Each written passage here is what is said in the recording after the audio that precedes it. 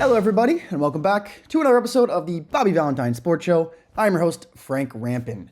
15 weeks down in the NFL season, just 3 to go, less than a month, and it is over. Holiday season is officially here, just about 9 days until Christmas. This week coming up is going to be one of the best football weeks of the entire year. Thursday night football. Friday night, the college football playoff starts. Saturday, 3 college football playoff games and 2 NFL games. A full slate on Sunday, and then Monday night football. We are here.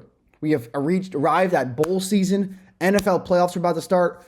The playoff picture is taking shape. We're about to find out who is going to on a run. So, start things off like always with the stat of the week. Got a few of them for you this one. The MVP race. ESPN Bet and some sports books might tell you that it's not so close, but I would beg to differ. Josh Allen, 25 touchdown passes to 5 interceptions. Unbelievable ball handling from him this year. Has not turned the ball over nearly as much as he has in the past. 243 passing yards per game, 79 total QBR, and 11 rushing touchdowns from the quarterback from Buffalo. Lamar Jackson, though, the 2-time MVP, former MVP winner from last year, 34 touchdowns and only 3 picks. 34 touchdowns, 3 picks to Josh Allen's 25-5. 256 passing yards per game. That's about 10 more than Josh Allen. 76 total QBR, just 3 less total points, and 3 rushing touchdowns. So, the sports books are kind of making it seem like it's Josh Allen's award to lose, which sure, I guess it is. But when you look at those two numbers side by side, they're way closer than they would think. If the Ravens pulled out a couple games and were, let's say, 10-3 or something like that, 10-4, they would be, in my opinion, Lamar Jackson would be the front runner. He's got 34 picks, only 3 interceptions. That's crazy. But Bills are playing the best football right now, so obviously that's how that's going to work. But I don't know. I think it's more of a race than people are talking about. And this week, this was the week of the big men finding the end zone. 3 either offensive or defensive linemen found the stripes paint. This week in Week 15 in the NFL, Sam Hubbard, the D lineman for the Cincinnati Bengals, his first receiving touchdown of his career. He actually got hurt on this play. He's going to be out for the season, but great hands play. First receiving touchdown by a Bengals defensive player. He was 265 pounds. Dan Skipper, the left tackle for the Detroit Lions, caught a pass in the flat, took that one in. He's 330 pounds. And Jonah Williams, the lineman for the Arizona Cardinals, recovered a fumble in the end zone. Greg Dortch fumbled the ball at like the 2-yard line, recovered in the end zone by Jonah Williams. He is 312 pounds. He was the first Cardinals offensive lineman to score a touchdown since 2010. And the combined weight of those 3 players that scored touchdowns this weekend, 907 pounds. So big men getting things done. And I didn't even include the T'Vondre Sweat fumble where he threw a guy to the ground. That was an unbelievable play. The Tennessee Titans D lineman. And as of right now, there are 3 teams in the NFC that are currently 12-2. The Lions, the Vikings, and the Eagles. And man, this NFC North race has gotten so tight. The Lions and the Vikings both with 12 wins and the Packers with 10. 11 teams scored 30 points this week at least. The most in any week of the NFL since 2021. And Josh Allen, the first quarterback in NFL history to have 40-plus fantasy points in consecutive weeks. Pretty impressive. He's been unbelievable down the stretch and into the playoff run for fantasy leagues. So starting off with those Buffalo Bills in the AFC East, like we always do, they wrapped up the division last week. They are 11-3. They just beat Detroit 48-42. They've scored a combined 90 points in the last 2 games, but they've given up 86. Wild back-to-back games. They're just the second team in the history of the NFL to give up 40 points in back-to-back games and score 40 points in back-to-back games. Josh Allen went 23 for 34, 362 passing yards, 2 touchdowns, 2 on the ground as well. 430 total yards to go along with his rushing yards. Josh Allen is the first player in NFL history to have back-to-back games with 2 passing touchdowns and 2 rushing touchdowns. And in this season, or here are the seasons in the NFL with quarterbacks who had 25 pass touchdowns and 10 rushing touchdowns. Josh Allen just did it twice. Second year in a row that Josh Allen has thrown for 25 passing and ran for 10 rushing touchdowns. 2 in a row. The rest of the NFL in the history of the league has 2 of those seasons combined. Kyler Murray did it in 2020 and Cam Newton in 2015. That's it. Josh Allen is the first player in the history of the NFL to have 6 passing touchdowns and 6 rushing touchdowns over a 3-game span. He got his 64th career rushing touchdown on Sunday, which is the second most in franchise history. Josh Allen has the most consecutive seasons in the NFL with 35 combined passing and rushing touchdowns. He's now got 5 in a row. Allen is the first player in NFL history to have 2 passing touchdowns and 2 rushing touchdowns in consecutive games. This was the second time in Josh Allen's career where he scored 40 points in back-to-back games, the third time in Bills franchise history. The Bills are tied now, the second team in NFL history to score 40 points and allow 40 points in the same season or consecutive games. James Cook, 14 carries for 105, 2 touchdowns, and this was the 8th consecutive game that the Bills scored 30 points, tied for the longest streak in NFL history. They have been unbelievable. The Dolphins, they fall to 6-8. They're pretty much done. The AFC playoff picture is basically wrapped up. All the divisions in the AFC are wrapped up except for the AFC North. And if the Steelers beat the Ravens this week, that's over. So as of right now, it would be Chiefs. Who is second? Oh, Chiefs, Steelers.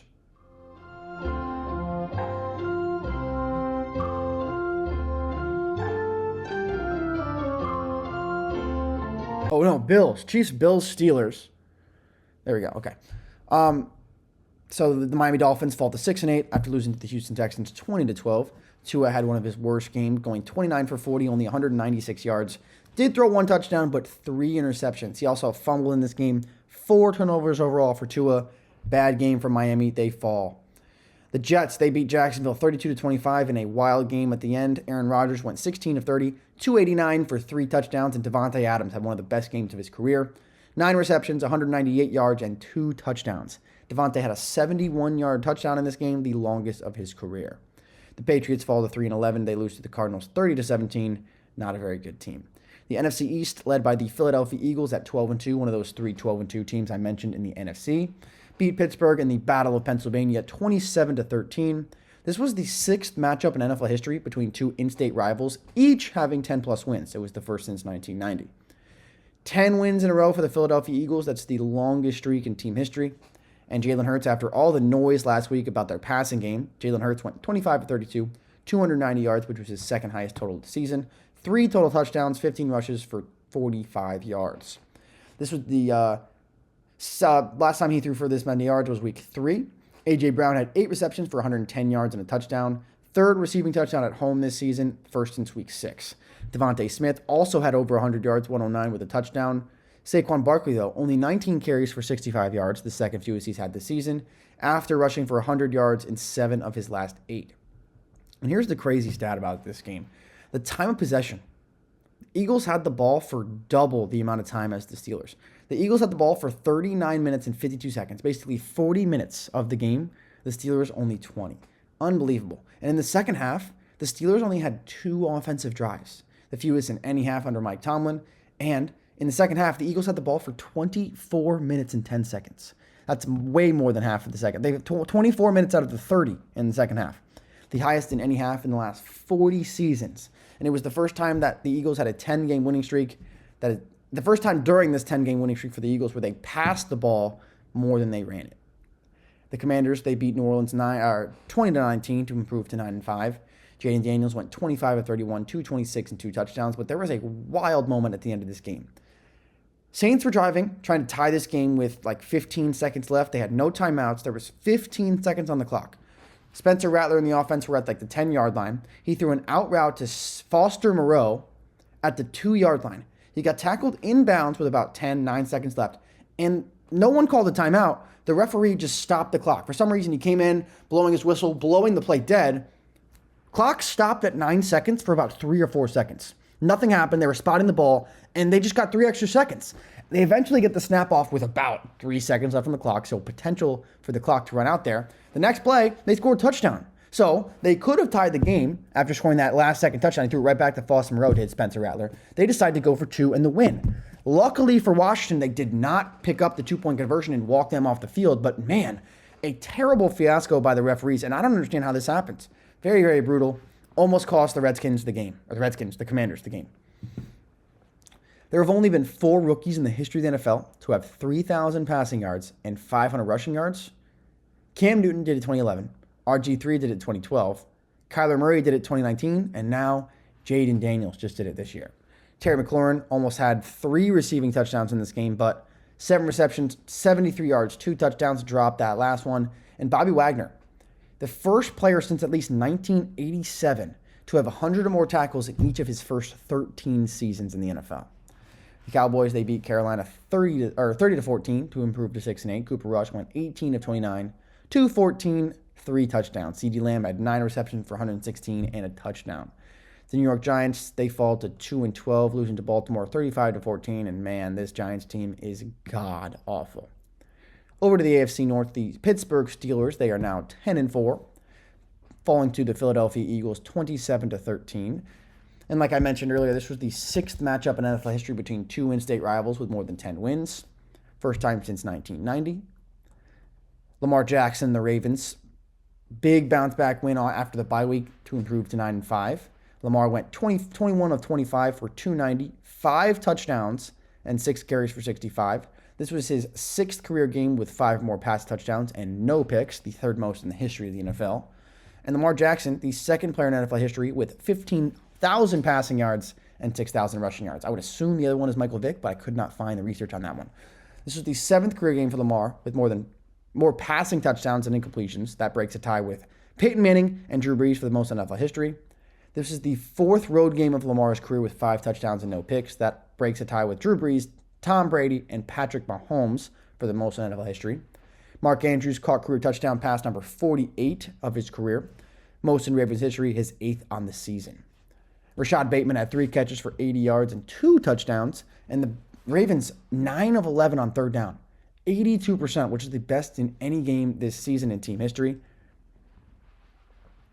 The Bengals beat the Titans 37-27. The first game in NFL history with a combined 25 or more penalties, 10 or more turnovers since at least 2000. And this was their 6th straight game with 27-plus points, a single-season franchise record. And Jamar Chase joins a very exclusive club of receivers to have 100-plus catches, 1,400 receiving yards, and 15 touchdowns in a season. Jerry Rice did it in 1995. Marvin Harrison did it in 2001. Randy Moss did it in 2003. Cooper Kupp in 2021, and now Jamar Chase. Joe Burrow, 26 of 37 for 271, 3 touchdowns and a pick. And Burrow, that pick was his first pick in the first half since the 2022 AFC Championship game. 464 passing attempts in between interceptions. The Browns, they lost to Kansas City 21-7. Jameis threw 3 picks and got benched. NFC North, tight race. This is going to be all the way until the final week of the season. The Lions, they lose to the Buffalo Bills 48-42. 11-game win streak snapped. They allowed a season-high 559 total yards, 48 points as well. They only ran the ball for 48 yards on the ground, their first time under 100 on the season. David Montgomery got injured. Aaliyah McNeil got injured. Carlton Davis got injured. Just absolutely brutal. Injuries won't stop piling up for this Lions team. They've allowed 39.5 points in the last 2 games. 40 points per game in the last 2 after allowing only 17 in the first 12. They allowed 30 points, obviously, back-to-back games after not allowing 30 in the first 12 games of the season. Jared Goff just became the only quarterback in the history of the NFL to lose a game where he threw for 400 yards, 5 touchdowns, and no picks. So pretty ironic now that Jared Goff has a win in a game where he threw 5 interceptions this year and a loss in a game where he threw 5 touchdowns. Quarterbacks before Sunday were 16-0 all time. Jared Goff, the lone loss. Goff went 38 of 59 for 494 passing yards and 5 touchdowns in a loss. Amon-Ra St. Brown, 14 receptions for 193 and a touchdown. But man, the injuries just continue to decimate this Detroit Lions team. The Minnesota Vikings, big win on Monday night last night against Chicago, 30-12. Kevin O'Connell just became the 4th head coach since 2000 to have multiple 12-win seasons in their first 3 of the career. O'Connell is 5-1 versus the Bears as a head coach, and this is the 6th time in Vikings history that they've won 12 of their first 14, and the first time since 1998 when they won 13 of their first 14. Justin Jefferson, 7 receptions for 73 yards and a touchdown. Darnold had a pretty good day, 24 for 40, 231, a touchdown and a pick. Sam Darnold tied for the 2nd most wins in the first season with a starting quarterback, tied with Matt Stafford. And the Vikings defense only allowing 18 points per game this season, the 4th fewest in the NFL. The Green Bay Packers, they have 10 wins, 10-4, beat Seattle 30-13 on Sunday Night Football. Josh Jacobs has been unbelievable for this Packers team. He had 30 touches for 136 total yards on Sunday and a pick and a touchdown. He was basically the entire Packers offense on the first drive. They gave him the ball every single play except for one. He went down the field 70 yards and scored a touchdown himself.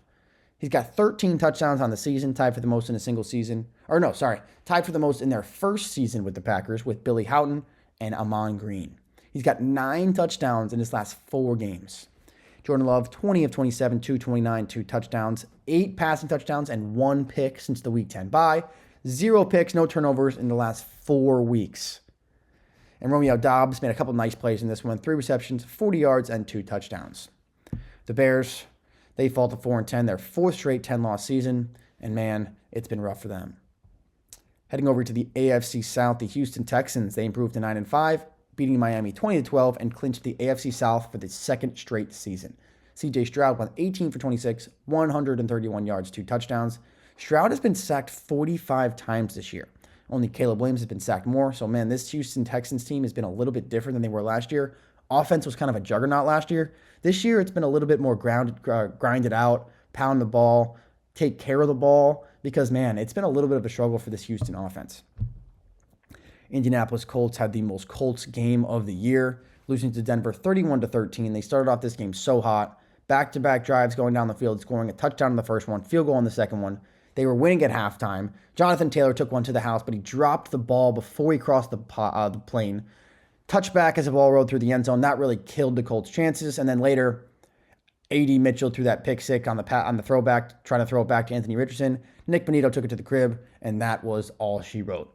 Very, very tough game for this Colts team, and really that's the season. Anthony Richardson, 17 of 38. Completion percentage still not there. 172 yards, 2 picks, did have a rush touchdown, but man, Colts season likely over.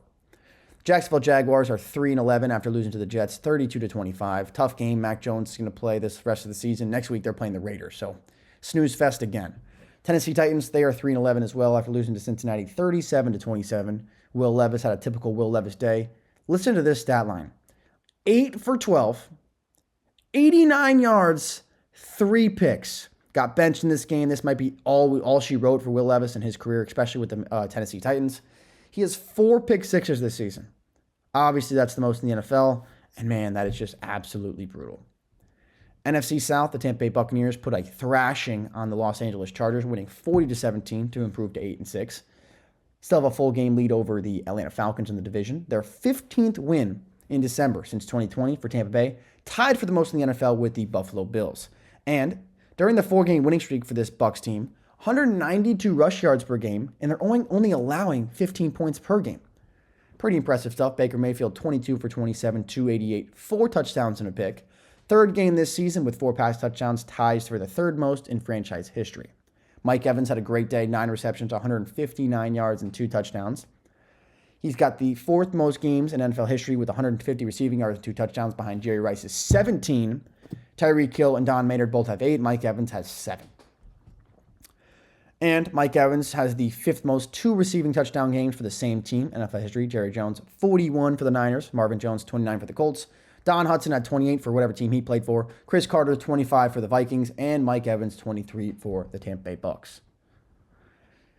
The Atlanta Falcons, 7-7 after beating my Raiders 15-9 on Monday Night Football in one of the worst games of the season. A legitimate snooze fest. It was horrible to watch both sides. Offense was horrible. Kirk Cousins looked terrible. Desmond Ridder looked terrible. Both offenses were horrible, but Falcons come out on top, snapping their 4-game losing streak. Kirk Cousins went 11 for 17. 112 yards, touchdown and a pick. 1 pass touchdown to 9 interceptions in his last 5.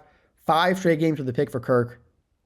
And man, it's been brutal. They didn't even trust him to throw the ball in this game. They only threw 17 passes against our horseshit defense. And he just like, all right, Bijan.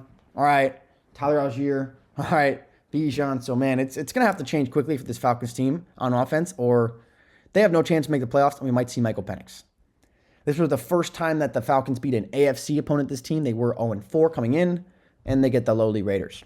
The New Orleans Saints lose to Washington 20-19 after their failed 2-point conversion after scoring a touchdown as time expired. Went for 2 in the win, did not get it. After we talked about it earlier in that Washington part, the clock stopped for no reason after the first down was picked up by the Saints. Caught the ball at the 2-yard line with 9 seconds left at Foster Moreau, and the clock just stopped for 3 seconds. Give the Saints enough time to get up to the ball, spike it with how much time you think left? 3 seconds. They almost tied the game, but they go for 2 and miss it. Alvin Kamara became the 4th player in NFL history to have 50-plus rushing TDs and 25 or more receiving touchdowns in a career, joining Lenny Moore, Marshall Faulk, and Christian McCaffrey. The Panthers, they were favored, actually. The Panthers were favored in a football game for the first time in 33 games. The first time in 2 years, the Panthers were favored against the Cowboys. And guess what happened? They lost 30-14. Out west, to wrap things up, starting in the AFC, the Kansas City Chiefs, they improved to 13-1 after beating the Cleveland Browns 21-7. Patrick Mahomes went 19 for 38, 159 yards and 2 touchdowns. He got injured late in this game in the fourth quarter, did not return. High ankle sprain is the diagnosis for Patrick Mahomes. Going to be interesting to see if he's going to play this weekend because they have a game on Saturday against the Baltimore Ravens, or not the Baltimore Ravens. They play the Houston Texans on Saturday.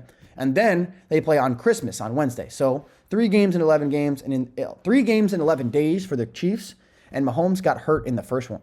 So not so ideal going into this tough stretch of the year. Xavier really had 6 receptions for 46 yards, and his touchdown counted as a receiving because it was thrown backwards. And the Chiefs, like I said, about to play 3 games in 11 days for the first time in franchise history, possibly without their star quarterback. And the Denver Broncos, after beating Indianapolis and the Colts losing to Tampa Bay, the Broncos move...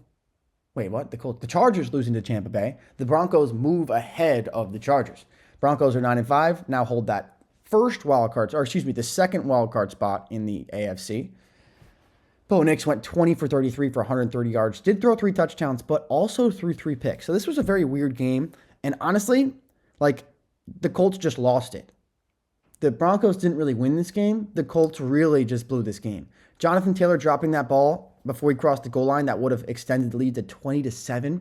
That's a huge moment. And then A.D. Mitchell throws that pick 6 to put the nail in the coffin. Man, that was just a brutal way for the Colts to lose this game and basically lose their season. But man, that's been the story of the Colts this year.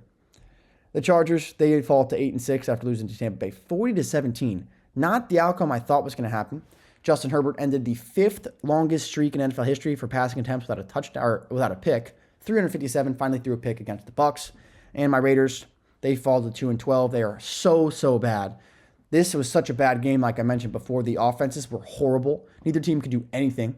The Falcons couldn't get crossed R40. They were at our 40-yard line for the whole game.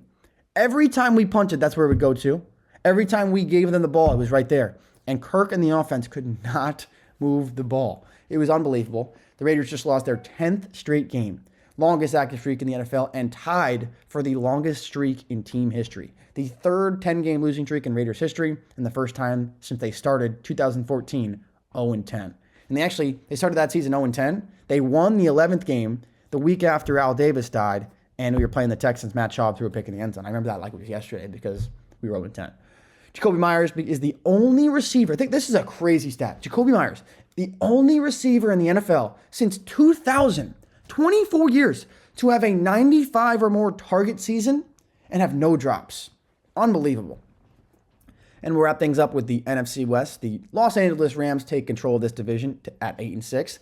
They beat the San Francisco 49ers in one of the worst games of the year. The only game this season without a touchdown. They beat them 12-6 on Thursday night. The first NFL game without a touchdown, like I just said. The Rams, the 4th different team this season to win without scoring a touchdown.